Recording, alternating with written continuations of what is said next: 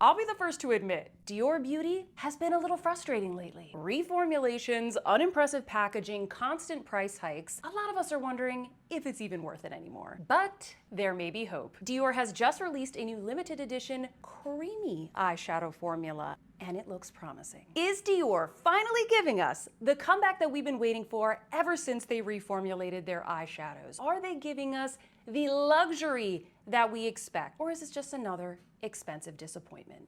Let's find out. These are called the Longwear Creamy Powder Palettes. There are 4 colorways in this limited edition drop, and I have 2 of them to show you today. This new formula from Dior promises to give intense, long-wearing, ultra creamy, and comfortable texture. If you're not familiar, Dior did reformulate their shadows. I think about 2 years ago at this point, they reformulated them to be talc-free. And I wouldn't say that they're all bad, but they do tend to be a little bit inconsistent. It really depends on the palette, on the particular shade. In general, the formula has been a little bit on the dry side, not as silky, not as satiny as the ones that they used to have since they went talc-free. I don't believe that this is the official name, but a lot of us have been calling these the Canage palettes because they do feature a limited edition case and also embossing that basically resembles the Dior Canage quilting, which is a house code. It is most famously featured on the iconic Lady Dior bag. It actually comes from the chairs, the upholstery of the chairs in Christian Dior's original atelier. So that is featured on the packaging and also the embossing of these palettes. I gotta be honest, the packaging, like, it's just okay. You know, it's nicer than a regular Dior palette. It has a little bit of like a textured feel to it, almost like it's grained leather or whatever. But at the end of the day, it really is just kind of like maybe a slightly thicker plastic than we're used to from Dior. I should also mention that these are priced a couple dollars more than a regular Dior palette, and it really is mostly because of the packaging. And I guess because of the embossing, but it's really like nothing to write home about. Other than that, these are the same amount of product. There's no fragrance, they're talc-free, they're made in France. Everything else is the same. Let's take a look at the 2 colorways that I picked up, starting off with Silk Taupe. It says right here that Silk Taupe celebrates the delicacy and sensuality of silk through a selection of beige shades punctuated with a pale pink and a cool brown. I do think it's a little funny that this one is called taupe or Silk Taupe because there's really only one taupey shade in here, which I guess would be this one that's verging on gray. It's a cool tone brown and pink palette, I would describe it as. I don't know if I would call this taupe, but it is a very beautiful, very classic color story. Let me show you the look that I created with Silk Taupe. The first shade that I went in with is in fact the taupe shade, and I applied this one to the crease. This is a very light shade. It doesn't show up that much on my skin tone, but it is very soft, very elegant. As soon as I dipped into this, I noticed that the formula is definitely softer and more creamy than what I'm used to seeing from Dior, at least with the reformulated palettes. It is very easy to blend. It looks very, very smooth on the eye, but you'll also notice it's not creamy in a sticky way. You actually do get quite a bit of kick up in the pan, and you'll see right here just how much comes off my brush when I tap it. That's not a bad thing because it's creamy, but because you have a little bit of powderiness left there,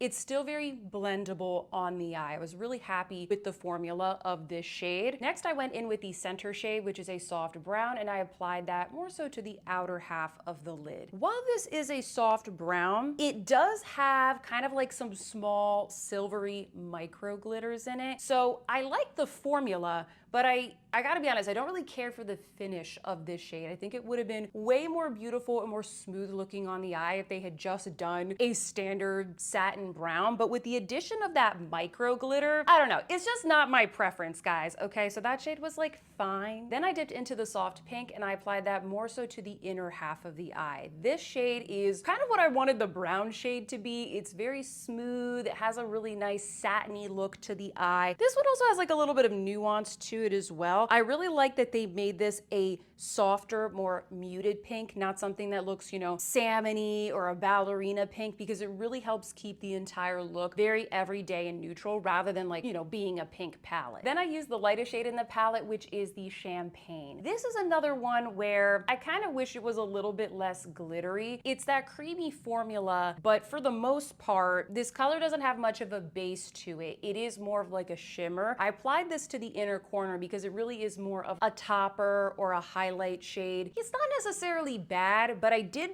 I don't know, I just wanted a little bit more of like an oomph or a pop from this shade. I would have much preferred if this was like a smooth, pearly type of formula. And then finally, I went into the deepest shade in the palette, that beautiful, rich chocolate brown, and I used this as a liner. This formula is just, it's chef's kiss. It's very easy to work with. It just glides along the upper lash line, and this is the shade in the palette that really stands out to me the most, because with the reformulated palettes from Dior, it really does seem like there's a bit of struggle when it comes to these deeper shades, the deeper mattes in particular. Sometimes they're very dry and patchy. We've already talked about on this channel how they just ruined my beloved soft cashmere. This is not like that. This is soft, it's sueded, it's a little bit creamy, it's very blendable. It is a beautiful, beautiful chocolate brown, so I'm really excited about the formula of these deeper shades. And here is the final look with Silk Taupe. Comment down below, let me know what you think. It is a very classic, very neutral look, but I think a lot of you guys are gonna like these colors for every day. By the way, I'm also wearing this palette on my eyes today for the filming of this video, but I did do a slightly softer look just to, you know, give you guys another example. I didn't do a liner. I really just did the lighter shades in the palette, and then I used the two deeper shades more so in the crease to give a bit of soft depth. So right here you have a second look. Oh, and by the way, if you happen to be enjoying this video, please don't forget to give me a big thumbs up. It really helps me out. And if you are new here,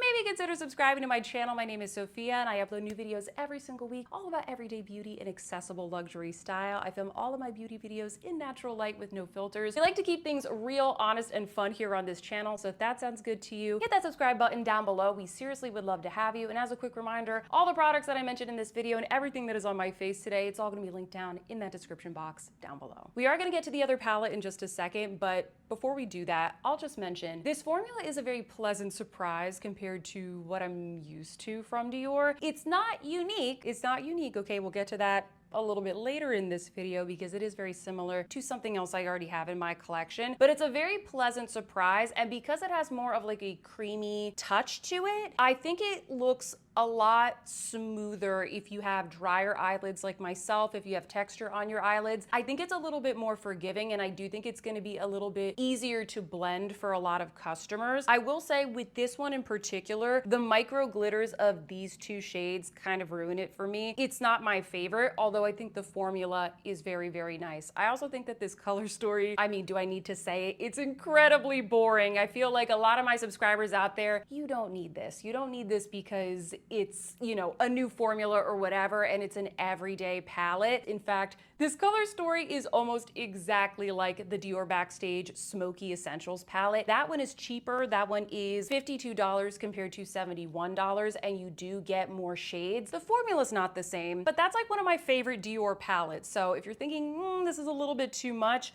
it's very similar to Smoky Essentials. I also got some questions on whether or not this is like soft cashmere. So I have a comparison right here of the old, better soft cashmere and this palette. It's not really the same. Soft cashmere is much more cool tone. It's kind of like brown and gray, maybe verging on pewter tones, whereas this is a little bit softer because you have the addition of the pink and the champagne. But what I'm saying here is that this color story, it's not that groundbreaking. Like, you have these colors. But enough of that, let's talk about Brown Cashmere, the other colorway that I picked up from this launch. Brown Cashmere embodies cashmere through color, the quintessence of nudes in a collection of warm browns contrasted by a dark brown shade. What does that mean? It means it is a neutral brown and gold palette, and you do have a nice little pop of white there. Let me show you the look that I created with Brown Cashmere. I first started off with the light champagne shade all over the lid. This one is very nice. Not unique, but it's very nice. It's very smooth and satiny, a little bit creamy, just like we've talked before. It's a really nice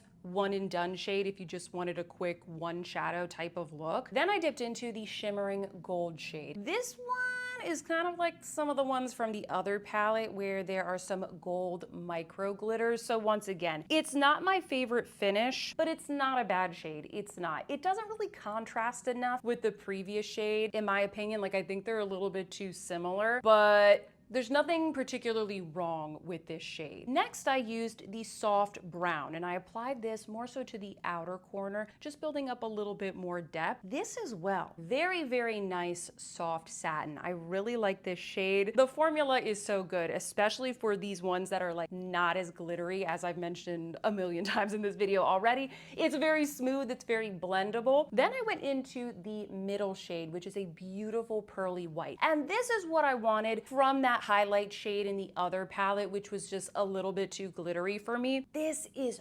pearly. It gives a pop to the inner corner, to the center of the eye. It's a beautiful highlight. I love how smooth this one is, but there's still a little bit of sparkle. This is what I wanted from the other shade. This is a good example. And then finally, I went into the dark brown and I applied that not only to the upper lash line as a liner, but I also added a little bit to the crease, just because these other shades in the palette, they don't give quite as much depth. Like this one is pretty soft when you put it on the eye. So I applied a little bit to the crease with a fluffy brush, and this is the final look. Comment down below, let me know what you think about this. It's nothing groundbreaking, obviously. It's a very neutral palette, but comment down below and let me know, which look did you prefer on me? Did you like the brown cashmere or did you like the silk taupe? So you saw the swatches, you saw the looks. The question is, are these palettes worth it? Has Dior redeemed themselves ever since the reformulation that downgraded a lot of their classic palettes? I would say, although these palettes are not a slam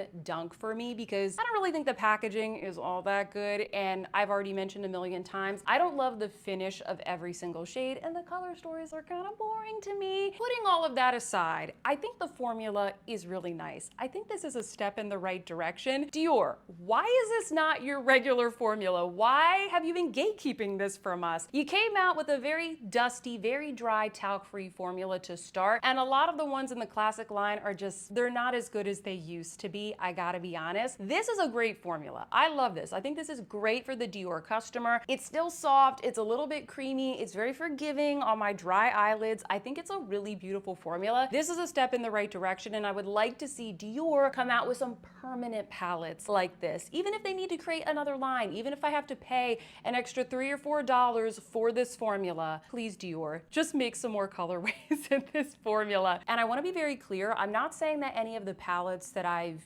reviewed over the past year or two since the reformulation that I said I liked and they were good and that I used them, I'm not saying that they're bad. I'm not even saying that these are better. I'm just saying that these are a nice formula and a really nice addition to the Dior lineup, and I think that they should be permanent. And I'm also not trying to say that this formula is unique, because it's not. It is very, very similar to that of the YSL Mini Couture clutch palettes. If you watch this channel, then you know I really like these palettes. They came out, I think, about a year ago. This formula is also super blendable and a little bit creamy. I think it's enriched with like coffee seed oil, something like that. It's not the same formula exact, but the experience is the same. The way it looks on the eyes is pretty much the same. I would say the biggest difference is that with the YSL, the shimmer formulas, they're more of like these finely milled, super sparkly, super stunning, glittery toppers. So if you liked this formula, but you didn't really like the shimmers, you actually might want to check out these from Dior. And it is just so obvious lately that Dior is trying to compete with YSL Beauty, which I think is smart, because I do think that YSL is their biggest competition. YSL comes out with these palettes, they look like the little handbags. Dior comes out with these palettes, they look like the handbags. Even the campaign photos feature this with the Lady Dior bags. I see what you're doing, Dior, okay? The formula is very similar, and even a lot of the color stories, actually, they're not exact, but they're pretty similar. The silk one, this one looks pretty similar to the one that I have in my hand right here, Store Dolls. It's not exact, but it's like a cool tone neutral. The brown cashmere looks a lot like Over Brun. The warm tone palette from Dior looks a lot like Over Orange from YSL, and then the pink one from Dior looks a lot like Babylon Roses from YSL. Like, a lot of the color stories look very, very similar. So I kind of feel like that's what they're doing here. They're launching something that's meant to compete with YSL. Whether or not this will become something permanent from Dior, that remains an open question. So yeah, overall, I think they did a really nice job with this formula. I don't think these palettes are particularly exciting to me, and I think a big part of that is just the boring color stories I mentioned. The finishes aren't my favorite, and I also just think that the packaging is not as nice as the YSL ones, and these are a couple of dollars cheaper. Yeah, I would say if you really, really like this style of formula and you're really called to one of the color stories and it's within your budget, go for it, because I think the quality is there. But overall, these aren't really my favorite. Don't buy these just because you're like, ooh, a new formula, wonder if it's better. Especially if you already have the YSL palettes, if you bought any of the recent Prada palettes, if you have like the Byredo palettes, like all those formulas, they're pretty similar to these ones from Dior. They're really not all that groundbreaking. If you like this video, please don't forget to give me a big thumbs up and subscribe, or better yet, go watch another video. Up next, I have the 5 best and 5 worst products from Dior Beauty. I'll see you there.